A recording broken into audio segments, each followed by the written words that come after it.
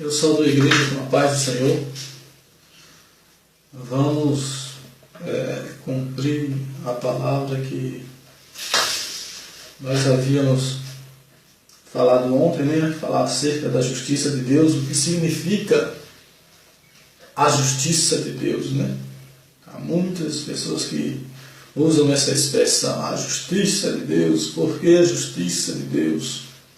E o que é basicamente a justiça de Deus?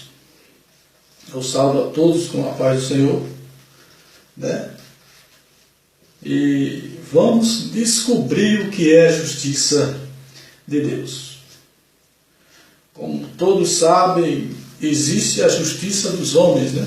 A justiça dos homens, ela é fundamentada, tem por base as leis cívicas, né, de cada país. E quando você cumpre os estatutos de seu país, a doutrina do seu país, paga lá a sua conta de luz, paga a sua conta de água, paga o seu IPTU, o seu IPVA e tantos outros impostos que, dependendo aí do país que você está localizado, é o seu dever cumprir, logo você é considerado um cidadão justo. Você é considerado um cidadão justo. Todavia, o Evangelho também tem a mesma base, né? O sistema é um pouquinho mais diferente, né? Um pouco diferente. Porque muitas das vezes aquilo que é justo torna-se um pecado. Torna-se um pecado, né? Há pessoas que querem defender lá o uso disso e o uso daquilo, porque eu posso fazer isso, porque eu posso fazer aquilo, né? É um direito seu.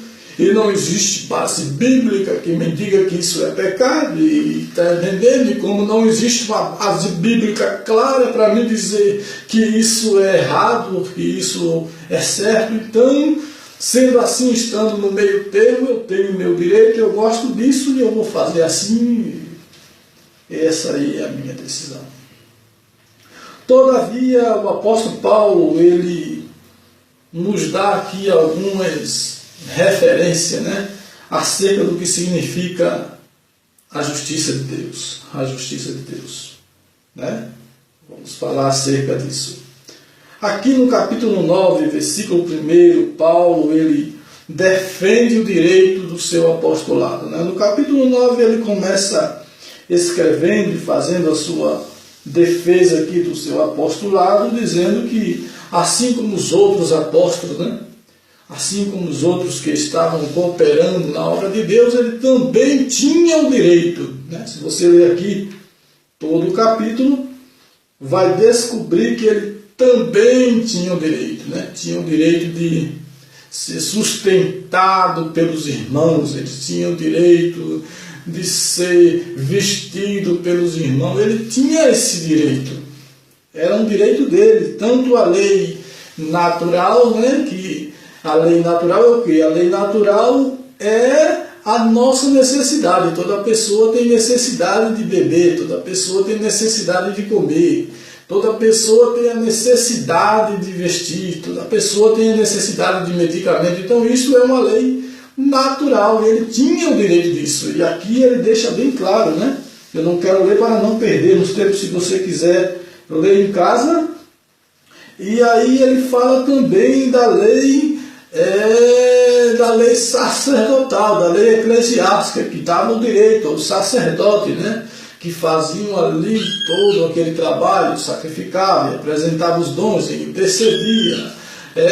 Moisés, deixando bem claro, né, foi Deus que deu a ordem que eles deviam viver, né, viver, ser sustentado pelo povo e pela obra.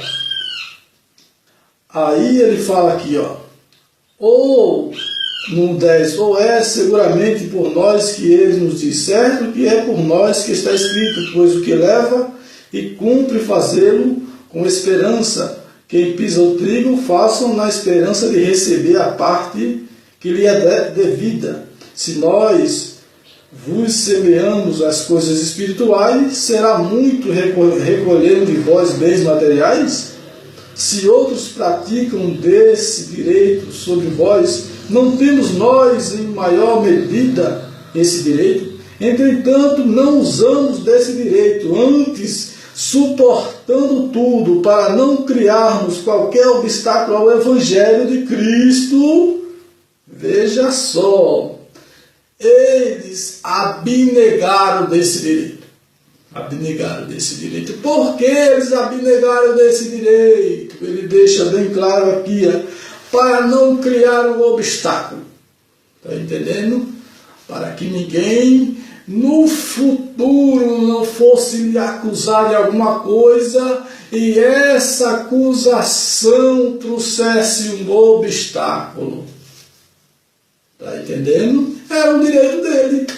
Está entendendo? Era um direito dele receber todos os benefícios, né? Todos os benefícios que a lei natural e a lei eclesiástica lhe concedia. Porém, ele abnegou desse direito, né? Aqui ainda no capítulo 10, versículo 23, Paulo dá outro exemplo de justiça de Deus, né? Como todos já perceberam, então a justiça de Deus é você abrir mão do seu direito, daquilo que você tem direito para glorificar o nome de Jesus. No versículo 23 aqui do capítulo 10, ele diz assim, olha, todas as coisas são lícitas, mas nem todas convêm. Todas são lícitas, mas nem todas edificam. Entende? Você entendeu aí? Todas as coisas você pode fazer, são lícitas. Entendeu? Mas existem coisas que não trazem edificação. Está entendendo? Não traz edificação. O que é edificação? O edifício é um prédio acabado. É quando você olha e vê aquela beleza, né? Dos traços do acabamento. Não traz edificação para o edifício, né? Não traz nenhuma beleza. Então ele diz, né? Ninguém busque o seu próprio interesse, sim o do outro. Viu aí?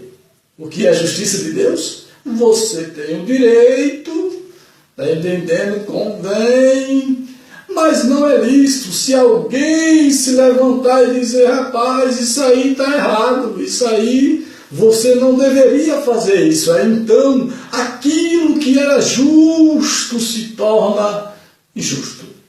Aquilo que não era pecado se torna pecado, porque você está manchando, você está denegrindo, você está causando escândalo ao nome de Jesus Cristo.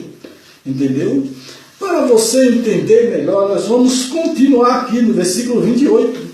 Porém, se alguém vos disser, isto é coisa sacrificada ao ídolo, não comais, porque por causa daquele que vos advertiu e por causa da consciência. Se alguém disser, olha, isso aí, rapaz, não sei não é certo fazer isso aí. Não é certo, isso aí não é coisa de crente, viu? Aí você não deve fazer, não por causa da sua consciência, mas por causa do outro que lhe avisou e que lhe disse, mesmo que não seja agora, aquela pessoa vai ter você como culpado. Não é verdade? Consciência, né? Por causa da consciência. Consciência, digo, não a tua propriamente, né? Mas a do outro. Pois por que há de ser julgada a minha liberdade pela consciência alheia? Né? Vamos continuar. Se eu participo com ações de graça, por que hei de ser vituperado por causa daquilo porque eu dou graça? Isso aí é Paulo falando, né? Aí vamos continuando. Portanto, quer comais, quer bebais, faça outras coisas quaisquer. No versículo 31, está isso? No versículo 30. No versículo 31, portanto, quer comais, quer bebais, ou faça outra coisa qualquer, fazei tudo para a glória de Deus. Viu aí? Por quê? Aí você diz, rapaz, mas eu não posso ser julgado pelo outro, eu vou deixar de viver, deixar de usar a minha saia curtinha, porque a irmã fulana acha que eu tenho que usar a saia até nos pés, né? Eu vou deixar de pintar os meus cabelos e fazer a minha sobrancelha, porque fulana acha que isso aí é pecado. Né? Eu vou deixar de fazer isso, de jogar a minha bolinha no final de semana com os meus amigos, porque fulano diz que isso não é coisa de crente, né? Então, todas essas coisas é justa, é lícita, você pode fazer, é um direito seu, mas a partir do momento que outra pessoa é escandalizada, outra pessoa acha que aquilo não é positivo, mancha o nome de Cristo, você está pecando, meu amigo. Entendeu? Nós vamos continuar aqui. Vamos continuar aqui. No versículo 32 ele diz assim: não torneis causa de tropeço para os judeus, nem para os gentios, nem tampouco para a igreja de Deus.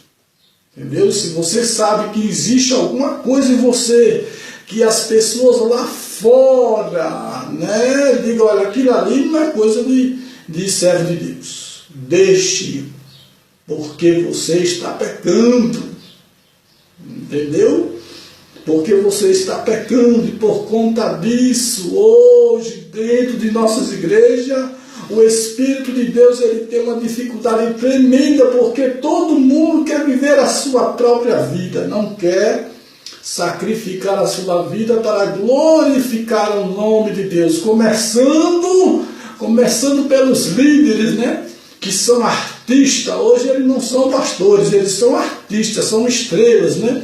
Que querem viver numa condição de astro, né? Eles não podem mais andar de carro popular, quer andar de carro conversível, de carro importado, não quer morar em qualquer bairro, tem que ser um bairro de primeira linha, não querem mais andar de ônibus, tem que ser de avião, não querem ficar em qualquer hospedagem, querem hospedagem de 5 estrelas. Não querem receber menos de 3, 5 mil reais para fazer uma pregação. Por quê, né? Começando por eles não querem abnegar como Paulo fez. Não querem sofrer pelo Evangelho, né? E estão aí causando escândalo e matando a igreja, né? E são vistos como homens de Deus, que coisa, né? Mas que coisa interessante.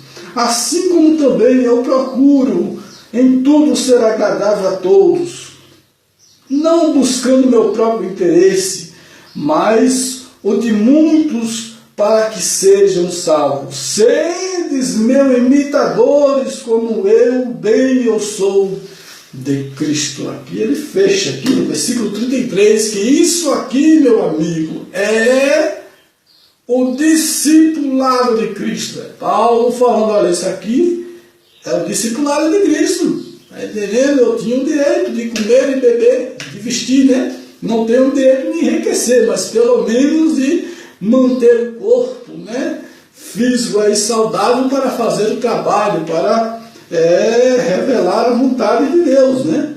Mas é isso aí, as coisas estão mudadas, né? E o povo já está acostumado com isso aí, né? Ai, meu Deus. Vamos continuar ainda, né? Vamos continuar aqui no capítulo 12 de 2 Coríntios. No capítulo 12 de 2 Coríntios, nós também temos aqui Paulo também dando aí uma palavra acerca disso, né? Acerca disso. Porque Paulo ele continua a sua defesa. Os irmãos sabem que nos dias de Paulo ele tinha uma grande dificuldade, né? Não em pregar a palavra, mas sim em defender a doutrina santa, né? A doutrina santa do seu evangelho,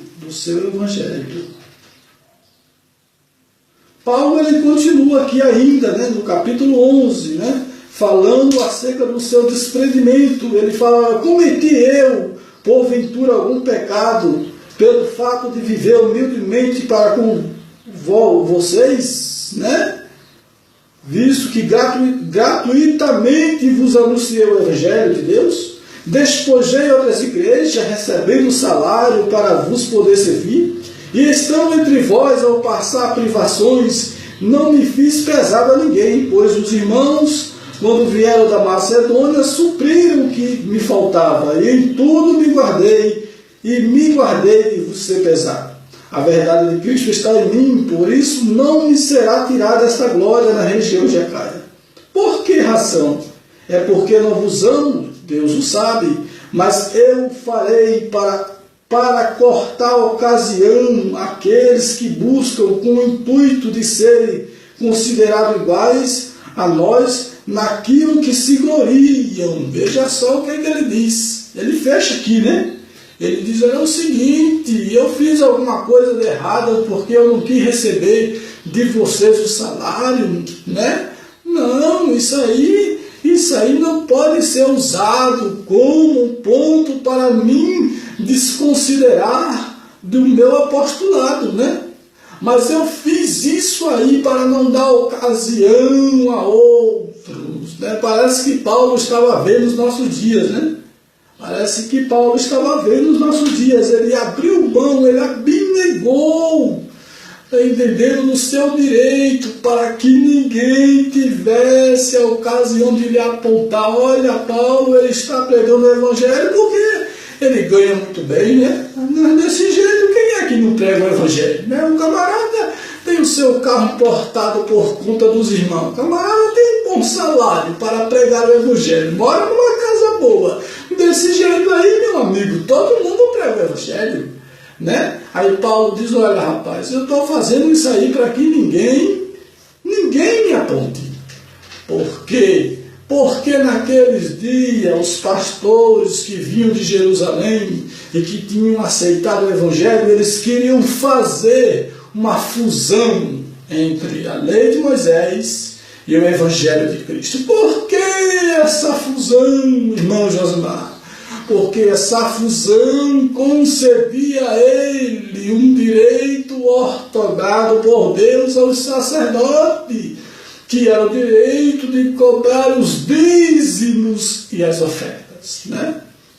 Um direito. Eu não sou contra aí os irmãos fazer a recolher os dízimos e as ofertas, porém isso não pode ser tido como lei para os cristãos. Não é um direito dos pastores receber os dízimos e as ofertas. Não, os dízimos e as ofertas, elas foram instituídas por Deus para sustentar os sacerdotes. Hoje nós podemos recolher literalmente as ofertas e até o dízimo, desde que a consciência dos cristãos sejam respeitadas como livre para decidir se vão ou se não vão fazer isso.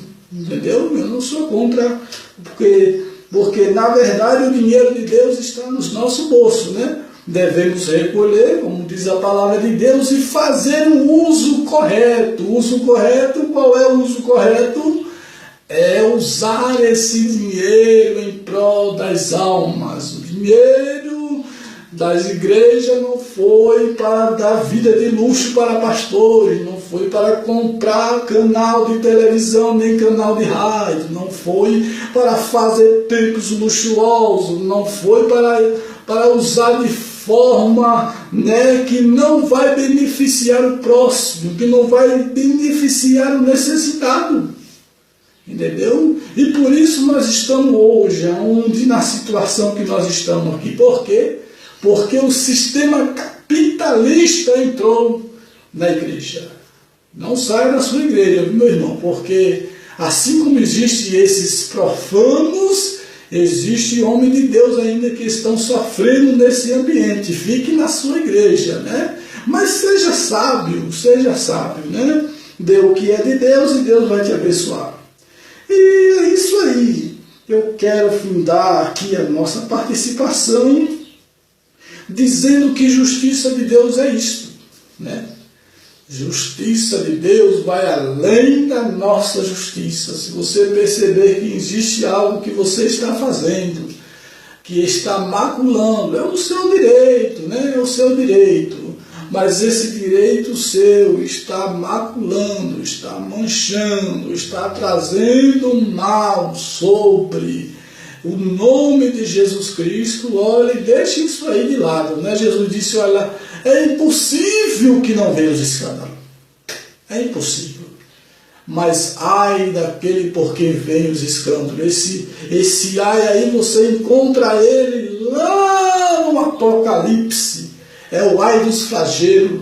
São as piores dores, né? São piores do que as dores de parto. Esse é o ai que Jesus está falando, que muitos vão passar por ele, né? Muitos que estão dizendo que são profetas, que são pastores, que são missionários naquele dia, né? Jesus vai dizer, meu filho, eu tive fome, você não me deu de comida, eu tive sede, você não me deu de beber, eu estive nu, você não me vestiu, né? Eu estive preso, você não me visitou, eu estive doente, você não me deu remédio, e agora você vem aqui dizendo que fez a minha obra. Que é isso? Eu não te conheço, né?